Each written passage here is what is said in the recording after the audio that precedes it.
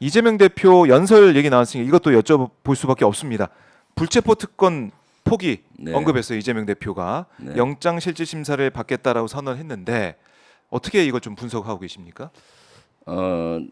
검찰이 지금 과잉 수사도 하고 네. 특히 체포 동의안을 보내서 상습적으로 검찰 정치를 하고 있잖아요. 체포 동의안을 보내지 할 사안이 아닌데도 보내서 네. 여기에 부결시키면은 뭐 방탄이니 이런 프레임을 씌우고 그래서 그런 행포가 지금 많이 일어나고 있는데 네. 이재명 대표께서 여기에 대해서 맞서기 위한 의지의 표현이다라는 생각을 저는 했습니다. 맞서기 위한 예, 의지의 예. 표현이다. 그런데 한편으로는 저는 걱정이 되더라고요. 이재명 대표님께서 저렇게 당을 위해서 저렇게 선언은 하셨지만은 네. 검찰은 없는 제도 만들고 있잖아요. 그럼 또 이거를 또 칼날을 들어댈 텐데 그 한편 걱정되는 걱정도 부분이. 좀 되더라고요. 그러니까 이재명 네. 대표가 이렇게 선언을 하면서 네. 당내에 주는 메시지도 있는 것 같아요. 네, 그렇습니다. 모든 것은 다 내려놓는 네. 그런 정치 네. 그렇게 그러니까 가는 것 같아요. 본인이 희생하더라도 네. 검찰 독재를 막겠다라는 이런 강한 의지를 보여주셨는데 네. 뭐 전반적으로 환영은 하지만은 사실 저는 내심 걱정을 많이 해요. 왜냐하면 검찰을 저는 잘 믿지 않거든요. 검찰의 그래요? 칼날, 검찰 독재 이런 상황에서는 여러 가지 또 다른 방안으로 이렇게 공격을 하고 네. 또 할 수가 있잖아요. 네. 참 저희 시청자분들도 아마 그 검찰의 대응, 검찰의 앞으로의 행동 네. 이걸 좀 지켜보고 계실 것 같은데 걱정도 하시면서 보실 것 같은데 여기에 대해서 사실은 최초 당 대표 연설할 때 보면은 컴퓨터 위에 연설문이 예. 업로드 돼요. 맞습니다. 근데 연설문 내용에는 이 내용이 없었어요. 없었죠. 통상 연설할 때 연설문 내용을 쭉 보면서 듣거든요. 네. 근데 그 내용이 없는데 갑자기 그 얘기를 하셔서 저도 되게 당황스러웠어요. 그래서 연설문 네. 내용에는 안 였지만은 이재명 대표님 프롬프트 속에는 연 것 같아요. 그 그래서 아마 원고에는 그 원고 속에서는 였고 이렇게 읽으면서 발표를 하셨는데 네. 그래서 우리 당에서도 의원들이 처음에는 되게 당황했죠.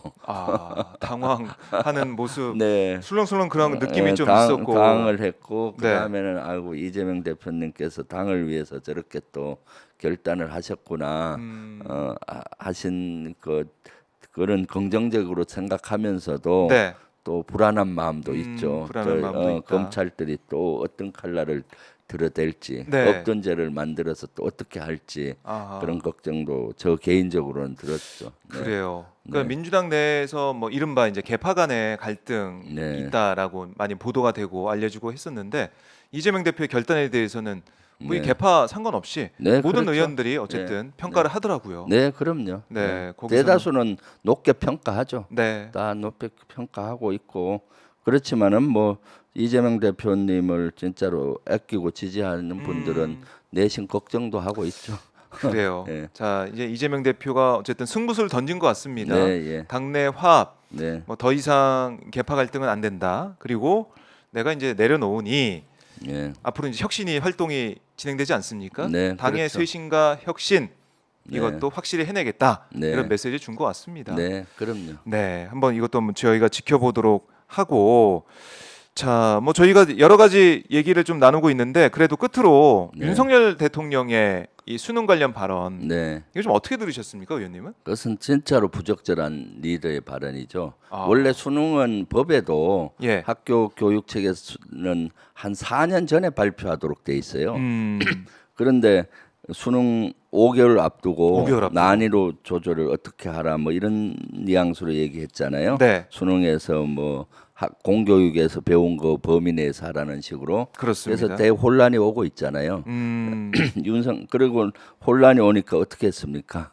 밑에 담당 국장을 뭐 자르고 잘렸어요. 네. 또 감사원 감사를 한다느니 뭐 이러니까 이규민 한국교육과정평가원장도 사퇴하고 그렇죠. 이런 초유의 사항들이 일어나고 있는데 네. 저는 늘 얘기했지만은 대통령의 입은 무게가 무겁고 신중해야 된다. 그런데 대통령의 입이 지금 가장 큰 리스크다라고 네. 전에도 얘기했잖아요. 최근에 보면은 교육 분야에서도 어떻습니까? 5살 작년에 예, 만 5세 뭐 초등학교 입학. 한다. 1년 일찍 땡긴다 해서 네. 난리가 나서 또 여러 가지 그 책임을 밑에 전가시켜 버린 적도 박순애 있었고. 장관이 물러났어요. 네, 네. 예. 그다음 외교적으로도 UAE의 적은 이란이다라고 그런 얘기해서 발언도 있었죠. 외교적으로 이란하고도 갈등을 또 빚은 적도 있고 이렇게 적극적으로 당신이 대통령이 잘한다는 생각하에 이렇게 뱉은 말이 네. 너무나 문제가 많은 거죠. 그래서 그래요. 신중해야 된다. 그리고 이번에 저도 이제 네. 처음 알게 된 사실이지만 윤 대통령이 입시 전문가다. 이걸 이번에 네. 알게 됐어요. 어떻게 들으셨습니까? 그러니까 저는 그 후속 조치 과정에서 네, 네. 국민의힘 정책위 의장이라든가 네. 이주 이주 교육부 장관. 장관 네. 이런 분들의 말씀이 너무 용비어천가라서 너무 어이가 없었어요. 이런 거 있으면 항상 진단이 정확해야 되는데 네. 마치 뭐 입시 비리를 수사를 오래 전부터 했기 때문에 입시 전문가다. 그래서 본인도 많이 배웠다. 네, 네. 이 이주 장관 장관이, 같은 예. 경우는 자기 교육 전문가인데 본인도 많이 배웠다. 이렇게 얘기하잖아요. 네. 너무 어이없는 거죠. 그러면은 방산 비리나 병역 비리 수사한 검사가 국방부 장관이 돼야 되겠죠.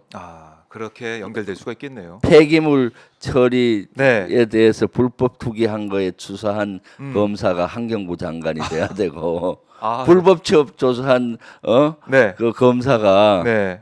노동부 장관을 해야 되지 않겠습니까? 제일 전문가니까. 그건 그런 식으로 말이 안 연결됐네요. 되는 거죠. 예. 말이 안 돼. 어떻게 그 입시 비리 수사를 했다고 전문가입니까? 그거는 네. 비리 한 부분을 알 뿐이지 교육의 철학이라든가 교육의 과정이나 이런 아주 복잡하고 한데 네. 섣불리 이렇게 말을 내뱉음으로써 아하. 이렇게 혼란을 가고 있는 거죠. 윤석열 대통령 내 입이 우리 국민의 혼란을 자초하고 있고 혼란을 만들어가고 있는 거죠. 네. 국민의 혼란이 있어도 대통령의 입을 통해서 혼란을 막고 정리를 해야 되는 건데 그렇죠, 그렇죠. 지금 반대로 하고 있으니 참 너무나 한심하고 걱정스럽습니다.